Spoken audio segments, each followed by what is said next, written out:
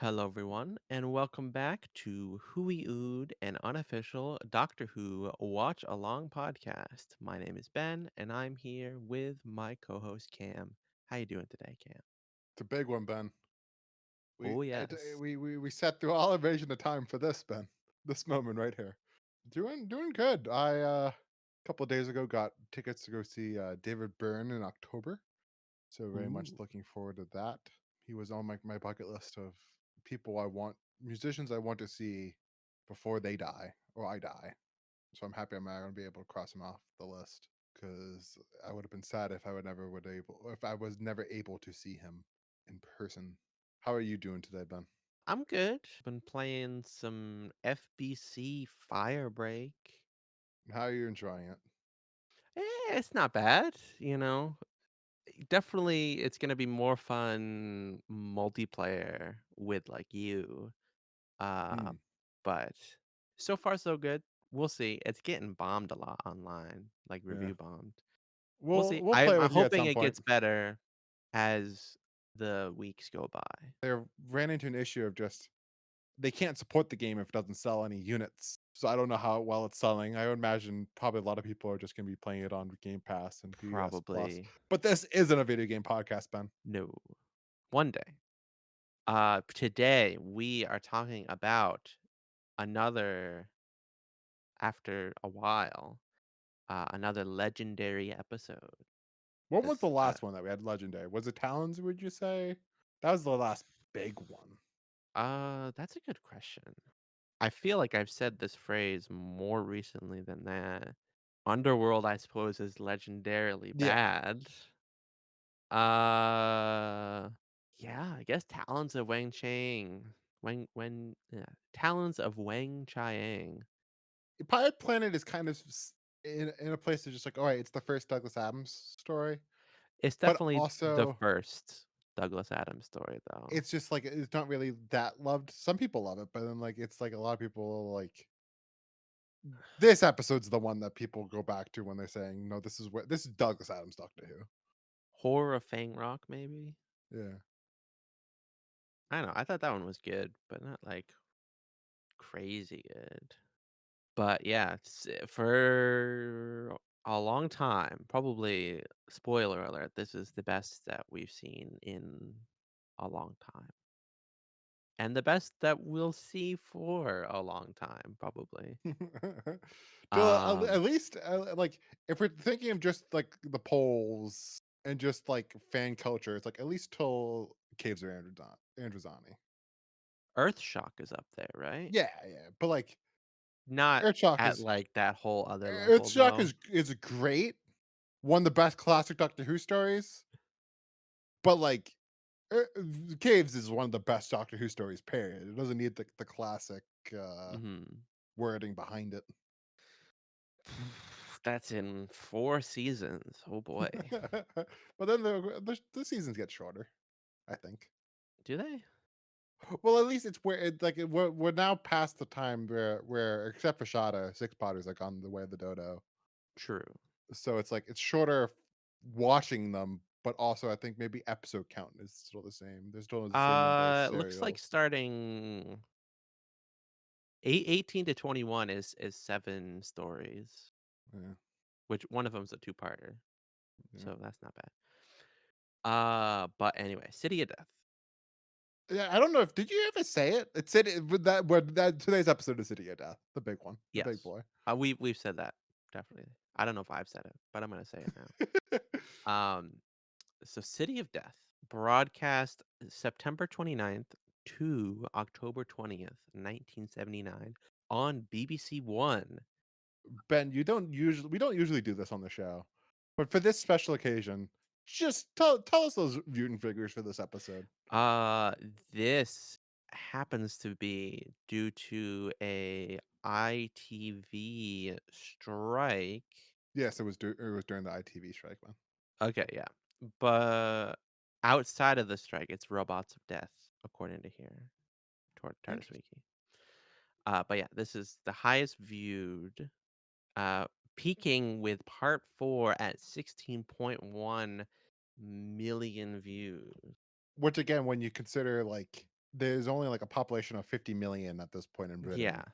So That this is is like insane. 1 in 4 people. But again, I don't know if that's people or households. I mean, Households, that would be even crazier. I forget how they do viewing figures for TV, how that is calculated. typically represents people, It does represent people, okay. But but still a still, gigantic, like, crazy number. yeah, That will never happen unless, BBC One is the only thing on TV. crazy. But it's a good one to have that line up. Oh, yeah, imagine if this was, like, Underworld. Yeah, that would have killed Doctor Who's public perception. But this was written by David Agnew, which is a pseudonym for Douglas Adams and Graham Williams, based on a And script they by David wait, Fisher. yeah, based on the script by David Fisher. So I watched the behind the scenes documentary on this on the Blu-ray. Hmm. What's the one from the DVD? Before recording this episode, and they went into detail all about that. So I'm going to tell you, Ben. So David Fisher is the guy that came up with like the basic stuff for the episode. So all the pieces that's in the episode, he came up with. So he came up with the it being in France and it being the Mona Lisa and going back to Leonardo DiCaprio, not Leonardo DiCaprio, sorry, Leonardo da Vinci. Hilarious. We went back to Leonardo DiCaprio. Count Count Um, Scarlione. yeah, he came up with the count. Um, but uh, the, there was like a whole other thing that he incorporated gambling into it as well that they cut. But he had the basic elements there, and then basically Douglas Adams. They what happened was he had those basic elements. He had the outline.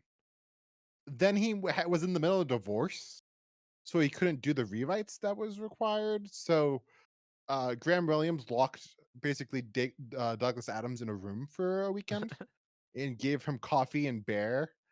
And coming out of the weekend, they had City of Death script, which is crazy. That like it's one of those times when you hear something like that, it's either like, all right, this is either going to be one of the best stories or it's going to be one of the worst stories. Of like, oh yeah, they wrote this majority in a weekend. Wow. It just kind of worked out. Well, I think it helps when you give someone like Douglas Adams a lot of those basic ideas are just like of the Mona Lisa and also And just then like he can we have this like throw in hundreds of jokes. yeah, you can just throw in hundreds of jokes, but also it's a very interesting ideas to begin with, Yeah, absolutely. so we can have fun with them and like we have the ideas, so then he can just play around with just making it, like you said, very funny and having really memorable characters. Spoilers. Oh, yes. I don't deny. um, but yeah, it's very interesting. The It was funny that in that behind the scenes documentary, David Fisher did say like at the end of the day, he got paid 70% of the script, and Douglas Adams got 30% of the commission for the script. And he was like, "Yeah, I probably shouldn't have got that much commission, but he was in the period of he was going to make millions of dollars, so it doesn't really matter at the end of the day." Mhm. And like, did you know that at this time, Douglas Adams is doing Doctor Who script editor, doing season 2 of the Hitchhiker radio play, and writing the book for of the Galaxy 1, all at the same time, Ben. Damn. That is insane. I guess he works good under pressure when all of those things are really good. It's crazy. I'm assuming Hitchhiker's Radio is at least pretty good. Well, it's just like I assume it's majority of it is like it's like the book.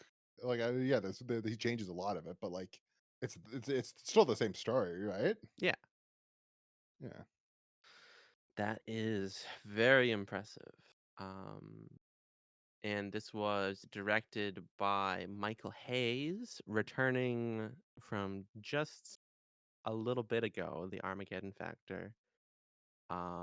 Which may I don't know if it's down to like, do they have a cinematographer or what? Yeah, You this is know, just cameraman at this point. cameraman.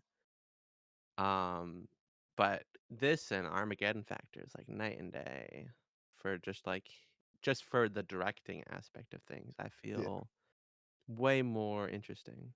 Well, he's not given a lot for Armageddon Factor. Like Armageddon Factor, I don't think has any exterior at all. Period. And this is like a good majority of it is just you can just tell is just them in Paris going, Oh, okay, let's just do guerrilla shooting of them just running up and down in the streets. it's crazy how much just putting them on location and not a cave or a field or a little village, but like a city changes like the whole feeling of the story. It's crazy. Also, I thought about it too. I'm just like, this is crazy just because it's Paris, but also it's like they never did this in London where they were. I guess there's probably some practicality stuff of just they shoot in London. They're gonna be like, there's gonna be a lot of people that are gonna be like, oh, we should go over there. They're filming Doctor Who, so they're gonna have to do crowd control and stuff. Mhm. And Paris at this time, it's not like things Tom Baker is probably would not a celebrity in he's not a Paris. celebrity like he would be in Britain. So it's just like they could just shoot on the street and they don't have to worry about shutting down the street. Basically, I mean, you can tell it's just like it's an active street. Yeah. And produced by Graham Williams, of course, getting close to his conclusion story by story. Uh, so that all being said, Cam, how is City of Death? It's great. I watched this before. I watched this pretty late just because I don't remember this DVD being that common to come by, and I never came by the VHS, so I never had access to it until streaming was a thing. And then I think also at the same around the same time that the BBC America played it. So it was somewhere around that time. I would have been like 12, 13 when I watched it. So still young, but not like as young as some of the other Doctor Who classic Doctor Who stories. I grown to like it more and more every viewing of it because I think the first viewing I maybe was a little bit too young for it. That I'm like, okay, this Mhm. is funny, but like it's kind of getting a little bit complicated there in like the third and fourth part. I still think that my overall thoughts is that like it's great. Don't get me wrong. It's very funny. It's probably the funniest Doctor Who ever created. Like New Who, classic Doctor Who, Big Finish, just everything. This is the funniest of all of it.